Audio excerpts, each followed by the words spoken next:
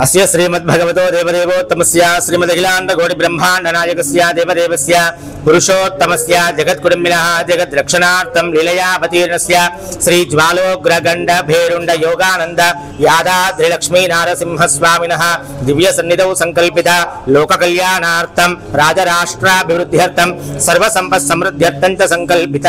नित्यसुदर्शन नारसिंह हवनाख्यञ्चकर्मणि संपूर्णता सिद्ध्यर्थं सर्वकार्य दिग्विजयता सिद्ध्यर्थं संपूर्ण शरीर आरोग्यता प्राप्त्यर्थं लक्ष्मी नारसिंह स्वामिनः श्री विजयवल्ली समेत श्री सुदर्शन नारसिंह स्वामिनः परिपूर्ण कृपा कटाक्ष सिद्ध्यर्थेन नित्य सुदर्शन नारसिंह हवन कैंकर्यमहम् आचार्य श्री हस्तेन कारयिष्ये